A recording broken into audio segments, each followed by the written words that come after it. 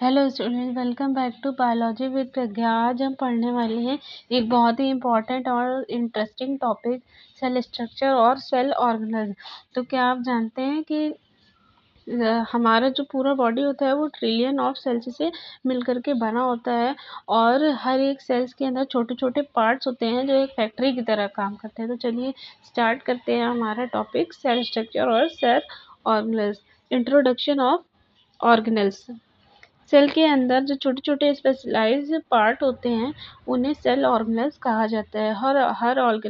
हर organelles का अपना एक स्पेसिफिक फंक्शन होता है।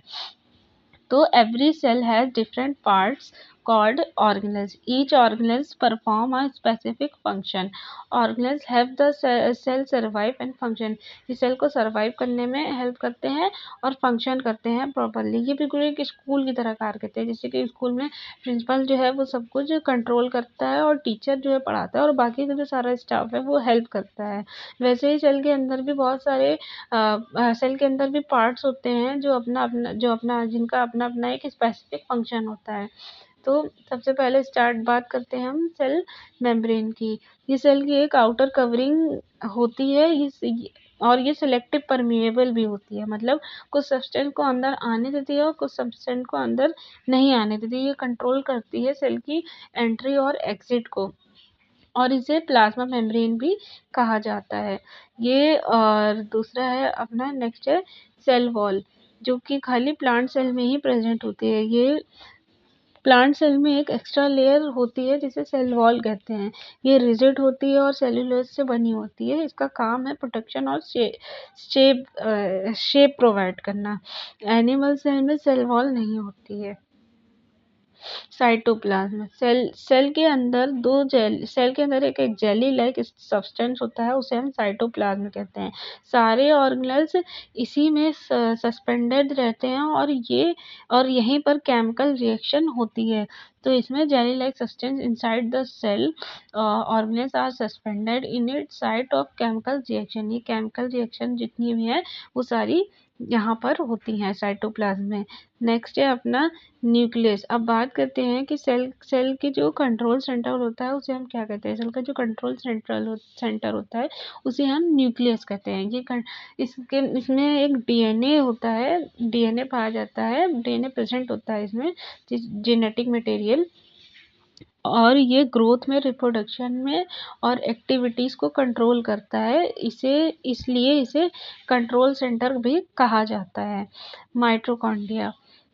माइटोकॉन्ड्रिया जो है ये power house of the cell कहा जाता है। माइटोकॉन्ड्रिया को power house of the cell कहा जाता है। ये एटीपी प्रोड्यूस करता है जो कि सेल की एनर्जी करेंसी होती है। विदाउट माइटोकॉन्ड्रिया सेल सर्वाइव नहीं कर सकती।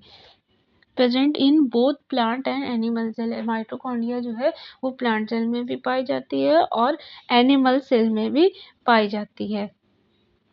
नेक्स्ट है अपना एंडोप्लाज्मिक रेटिकुलम और गोल्जी apparatus।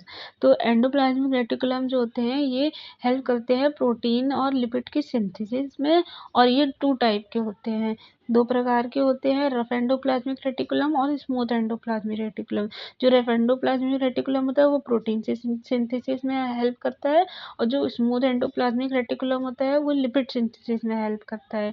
ये एक नेटवर्क जैसा स्ट्रक्चर होता है। गोल्जी apparatus जो है ये पैकेजिंग सेंटर होता है। यहाँ पर प्रोटीन को मॉडिफाई करता है और उन्हें सेल के बाहर भेजने के लिए पैक करता है।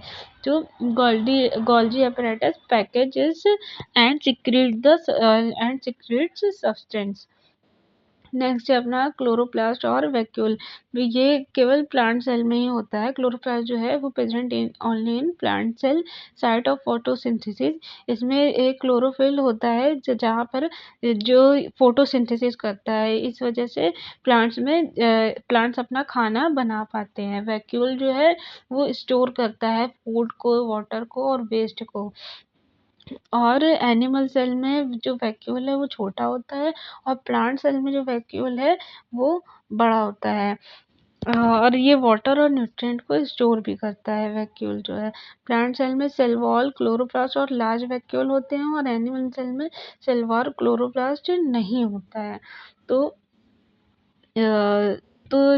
तो स्टूडेंट्स आज हमने पढ़ा कि सेल के अंदर डिफरेंट ऑर्गेनेल्स होते हैं, जिनका हर ऑर्गेनेल्स का अपना अपना एक स्पेसिफिक फंक्शन होता है। ये सब मिलकर सेल को एक परफेक्ट वर्किंग यूनिट बनाते हैं।